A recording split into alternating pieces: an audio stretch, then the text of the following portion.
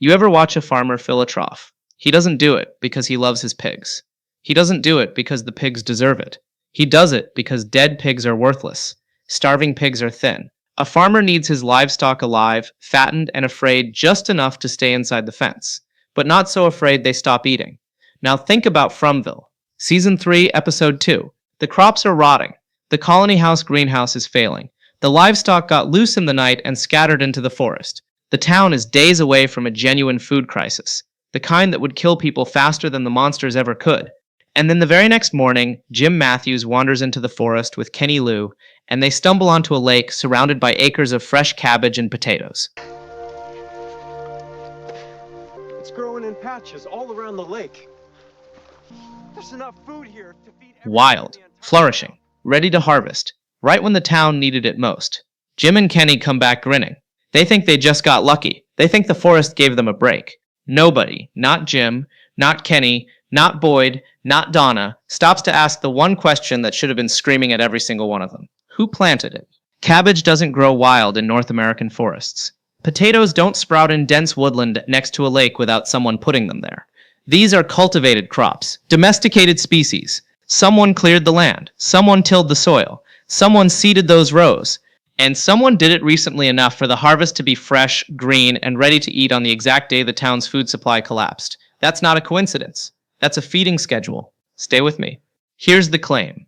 The town is a farm. The residents are livestock. Every resource that appears in Fromville, food, water, electricity, animals, canned goods, medical supplies, is not a glitch, not a mystery, and not a kindness. It is feed, placed deliberately by the system that runs this place to keep its human population alive, dependent, and producing the one thing the system actually needs from them: suffering, fear, hope given and then taken away. The emotional cycle of survival and loss that the entities controlling Fromville consume the way a farmer consumes meat. The residents are not trapped in a haunted town. They are penned in a feedlot, and every time the trough runs low, something refills it. Just enough to keep them going, never enough to let them thrive. 6 pieces of evidence. Let's go. Let's trace the food timeline across the entire show. Not the meals. Not what Tian-Chen cooked at the diner. The moments when the town's food supply was genuinely threatened and something intervened. Before Boyd Stevens arrived, the town had a population that was constantly being killed. Few people, high mortality, minimal demand. The diner pantry stayed stocked. Canned peaches were always there. Victor Kavanaugh lived alone for decades and never once ran out of food. He never mentions hunger. In 40-plus years of solitary survival, Victor never starved. Think about that. A child, alone, for 4 decades, and the pantry never emptied. That is not survivable in any natural environment. That is a feeding program. Season 1. New people arrive, the Matthews family, Jade Herrera, Toby McRae, eventually a busload more. The population surges.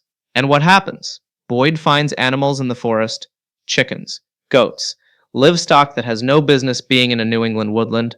Kenny Lou says it plainly. They don't know where the animals came from. They just appeared.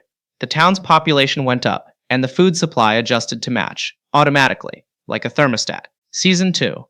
The population surges again with the bus arrival. It's hard. It's hard. A storm destroys the colony house crops. Food becomes scarce. Tensions rise between the township and colony house over resources. People start fighting over rations. The stress is enormous. And then, Season 3, Episode 2, Jim and Kenny stumble onto the settlement. Log cabins near a lake, surrounded by fields of fresh cabbage and potatoes, growing wild and ready to harvest, right when the town needed it most. The timing is surgical. Every single time the food supply threatens to collapse, a new source appears. Not before the crisis, never before, because the crisis itself is useful. The fear of starvation generates suffering. The relief of finding food generates hope. And then the cycle starts again. Scarcity, fear, rescue, hope, new scarcity. Over and over. The emotional roller coaster, a farmer's animals never stop riding. The settlement that Jim and Kenny discovered deserves much closer examination, because nothing about it is natural. It consists of several log cabins positioned near a lake. Around the cabins, crops grow in abundance. Cabbage, potatoes, berries. Surrounding the perimeter are totems. Jade Herrera examines the totems and theorizes they may have functioned like the talismans, protection from the monsters for whoever lived there before. And near the settlement are 3 large rocks arranged in a circle, all painted red. Let's unpack what this actually is. First, Log cabins suggest a previous cycle of residence. Someone lived here. Someone built structures, planted crops, established a perimeter defense with totems. This was a functioning community, and it was abandoned. The people who lived there are gone, dead, massacred, absorbed into the system. But their infrastructure remains. Their food still grows. Second, the crops are thriving despite having no one to tend them. In reality, domesticated vegetables don't survive without maintenance. They get choked by weeds, eaten by animals, overtaken by the forest. These crops are immaculate, fresh, as if someone or something has been maintaining them. Third, those red painted rocks arranged in a circle. That is ritual architecture. That is deliberate. 3 rocks, painted in what looks like blood or red ochre, placed in a formation. This is the same kind of symbolic arrangement we see in the tunnels where the Angkui children were sacrificed. The settlement isn't just a former community. It's a former ritual site. The food grows there because the food was always part of the ritual infrastructure. Fourth, the things that lurk outside the log cabins at night. Jim notes specifically that whatever was rustling and banging against the cabin walls at night did not sound like the creatures from town. Something else patrols the settlement at night, something the residents haven't encountered before. The food comes with its own guard, its own fence. The settlement is not a lucky find. It is a secondary feeding station, a backup trough, placed in the system for exactly the moment when the primary food sources fail. It even comes with its own version of talisman-like protection, the totems so the livestock can survive long enough to gather the feed and bring it home.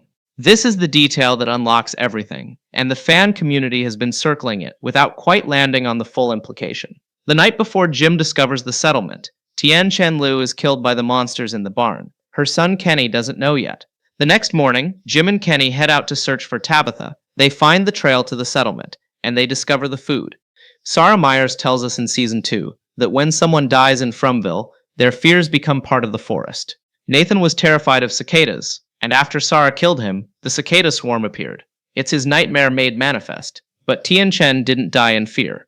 She died thinking about Kenny. Her last concern wasn't for herself, it was for her son. Take care of Kenny, she tells Boyd. She dies with her mind focused on feeding and protecting the person she loved most. And the next morning, the forest produces food. Not a nightmare, not a horror. Food. Because Tian-Chen's dying thought wasn't about fear, it was about nourishment. She spent her entire time in Fromville cooking for people, running the diner, making Kenny's favorite bread, feeding the community. Her identity in this place was the provider. And when the system absorbed her death the way it absorbed Nathan's death, the way it absorbs every death it took, what she left behind had manifested it. Nathan's death produced cicadas. Tian-Chen's death produced cabbage. The system doesn't care about the emotional content. It doesn't distinguish between fear and love. It harvests whatever the dying mind is producing and extrudes it into the environment. The town is a machine that runs on death, and the output depends on the input. Feed it terror, you get monsters. Feed it maternal love, you get a field of vegetables. That is the most terrifying implication in the entire show, because it means every good thing in Fromville, every meal, every sunrise, every moment of warmth was paid for by someone's death. The electricity, the water, the food, all of it is the residue of people who died here. The town doesn't provide for the living out of generosity. It recycles the dead into resources for the survivors. The survivors eat, grieve, hope, fear, and eventually die themselves, producing the next round of resources and suffering for the cycle to continue. The residents aren't just livestock. They're a self-sustaining herd. Each generation feeds the next. Victor Kavanaugh survived alone in Fromville for over 40 years. No other humans, no community, no one to share resources with, and he never ran out of food. He mentions canned peaches in Colony House that were always there. He doesn't question where they come from. He has no concept of supply chains. He was a child when he arrived, and in his child's mind, food simply exists. You open a cabinet, and there it is. Most fans attribute this to the supernatural nature of the town. The electricity has no source. The water flows from nowhere. The food must work the same way. And they're right, but they're not asking why it works that way. The system kept Victor alive because Victor serves a function. He is the town's memory. He draws pictures so the pictures will remember. He is the living archive of every cycle, every massacre, every rule the town operates by. If Victor dies, the system loses its continuity. It loses the human thread that connects this cycle to the last one. A farmer doesn't kill his breeding stock. He keeps them fed, keeps them healthy, keeps them producing. Victor is the town's breeding stock, not biologically, but informationally. He carries the pattern forward. He teaches the next generation of residents where to hide, how the monsters behave, which houses have talismans. He is the institutional knowledge that keeps the herd functional, and the system feeds him accordingly. Not well, not luxuriously, just enough. Canned peaches and solitude. The bare minimum to keep the archive running until the next cycle brings fresh livestock. That's also why the boy in white protects Victor. The boy in white is part of the system whether he's a trapped child, a benevolent entity, or an immune response function within the town's architecture. He protects Victor because Victor is system-critical infrastructure. You don't let the hard drive crash. Look at the diner. Really look at it. It is the social center of Fromville. Everyone gathers there. Boyd holds meetings there. Tian-Chen cooked there for years. New arrivals are brought there. Conflicts are mediated there. Information is exchanged there. The jukebox plays songs there. Songs that turn out to be meaningful. Songs that carry encoded information about the town's mysteries. The diner is not a restaurant. It is a feeding station designed to maximize two things simultaneously: caloric intake and emotional output. When people eat together, they talk, they argue, they share fears, they bond, they grieve, they hope. Every meal at the diner is a concentrated burst of exactly what the system feeds on: human emotional energy, amplified by proximity and shared experience. The diner doesn't just fill stomachs. It generates the specific cocktail of hope and dread that the system requires. That's why the diner's pantry restocks. That's why Kenny's mom could make pancakes when there's no flour mill within 1,000 miles of this place. That's why Donna says to the bus passengers, and this is a direct line from the show, don't explain the food to them, it'll just be too crazy. Because there is no explanation. The food appears. The system places it there. Because the system needs its livestock to gather, eat, bond, fight, and feel all in one centralized location where the emotional harvest is most efficient. The jukebox playing Celebration after Tian-Chen's death right in front of Kenny, who hasn't even finished processing that his mother is dead, is not a glitch. It is the system's version of a farmer whistling while he works. The cruelty is the point. Kenny's anguish at hearing that song while staring at the booth where his mother used to cook is the exact grade of suffering the system is designed to extract. Kenny smashes the jukebox. The system will find another way. It always does. Season 4 brings us back to the lake. The same lake near the settlement, where Jim found the crops. But now the lake is playing a much larger role. Ethan Matthews has been told by an apparition of Jim, his dead father, to find the Lake of Tears. This is a reference to Ethan's own storytelling. Norman the toy went on a quest to the Lake of Tears in the Chromonocle books that Ethan loves. The town is speaking to Ethan in his own language, using his own mythology, because the system knows exactly how to bait each piece of livestock. In Season 4, Episode 4, Tabitha and Ethan arrive at the settlement with Donna's group to gather food. Ethan brings a wounded bird. A non-crow bird, the first one anyone has seen in Fromville, and believes the lake's water will heal it. He and Tabitha approach the lake. They find a rope going into the water. They pull it. Something begins to emerge.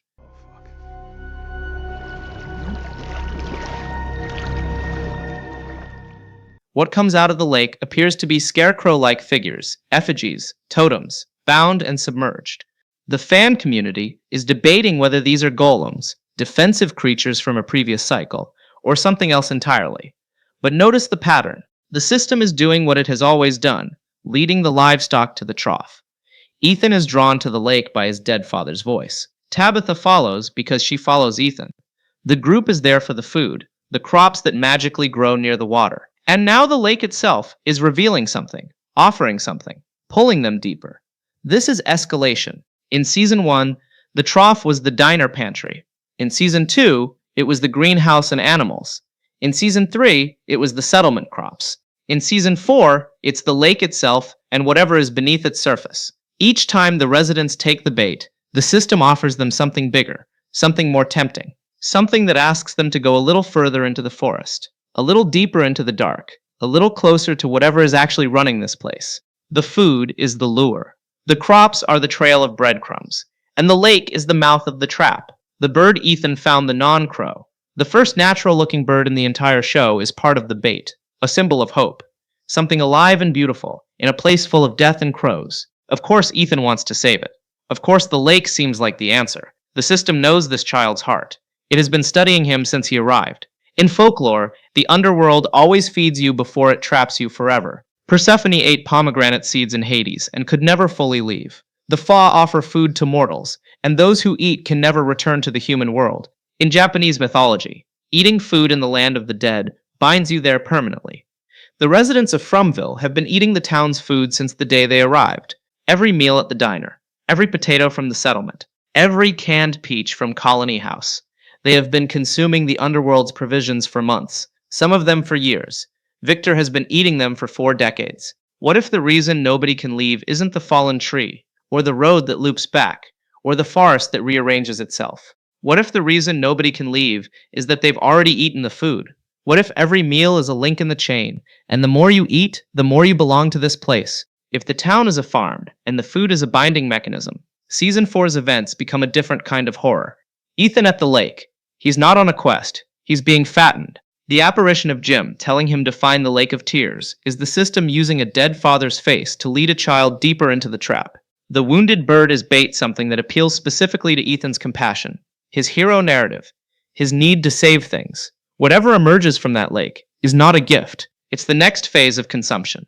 Fatima's golem. Fatima Hassan is using earth soil, clay, the literal ground of Fromville to build a protective figure. She says she needs it to feel safe, to sever her connection to Smiley, but she's building it from the town's body. She's using material that the system provides. The golem may protect her in the short term, but it's made from the farm. It belongs to the farmer. A tool built from the cage's own bars is still part of the cage. Sophia in the kitchen. The man in yellow, disguised as Sophia, is inside the town's social infrastructure. She's near the food. She's near the people who prepare and distribute it. If the food is a binding mechanism, Sophia has access to the supply chain.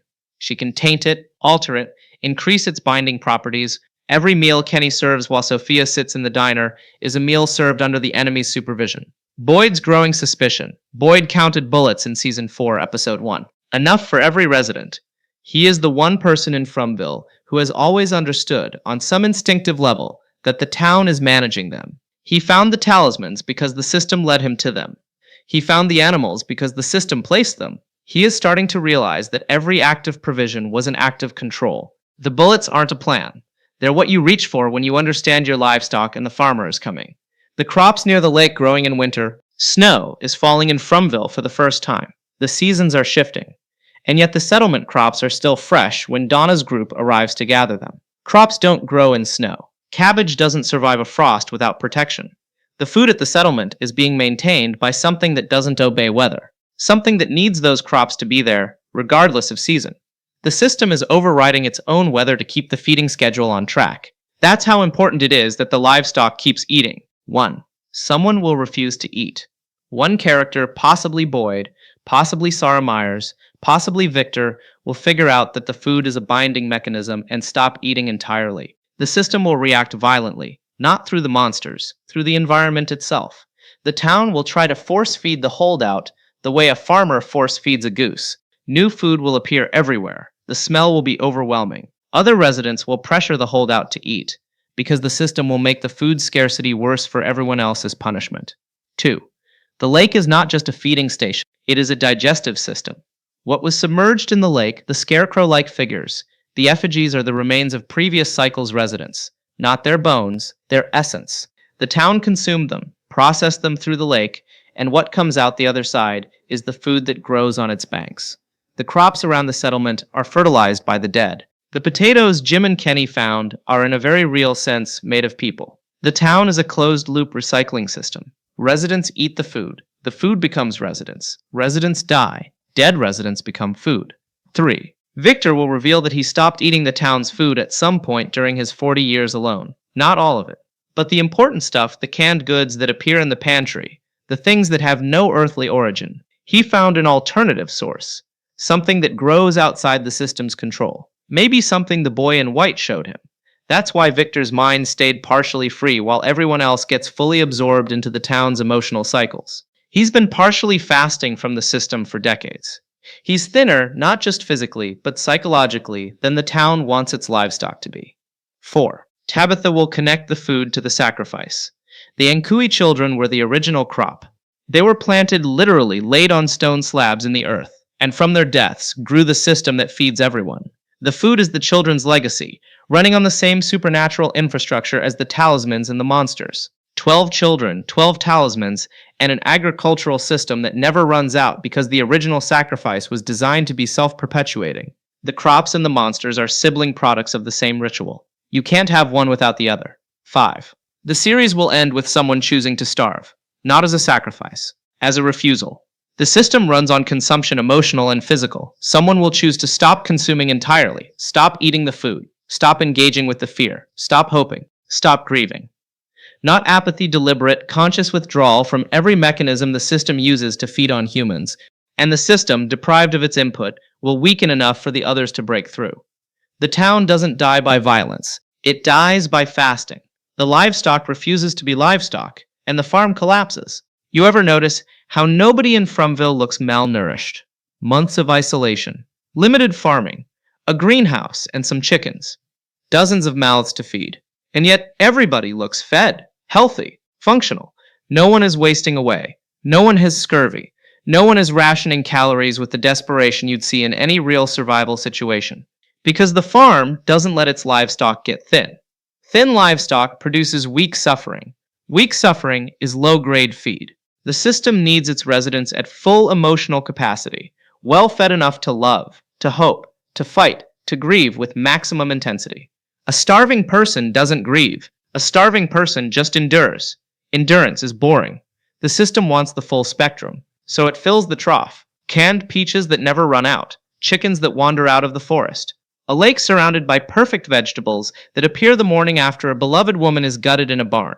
Jim Matthews found that food and thought the universe was giving them a break. Jim Matthews is dead now, killed by the man in yellow. And somewhere in the system, his death is being processed. His fears, his love for his children, his desperate hope that Tabitha was still out there, all of it is being broken down, metabolized, extruded into the environment as the next resource the survivors will find and consume without ever asking where it came from. Every meal is a eulogy. Every bite is a debt. Tabitha knows something is wrong. Ethan feels it at the lake. Boyd feels it every time he opens a cabinet and finds exactly what he needs. And somewhere in the back of Victor's crayon-cluttered mind, a 40-year-old memory is stirring. The day he stopped opening the cans and started eating something else. Something the farm didn't give him. The way out isn't through the forest. It isn't through the tree. It isn't through the lighthouse. The way out is to push the plate away. Tell me in the comments, does this hold up? Is there a scene that breaks it? Drop your reaction. Best ones make the next video. If you're new here, this is what we do. One careful theory at a time. No filler, no recycled hot takes. Subscribe so you don't miss the next breakdown. Until then, look at the diner, look at the pantry, look at the lake. Stop eating.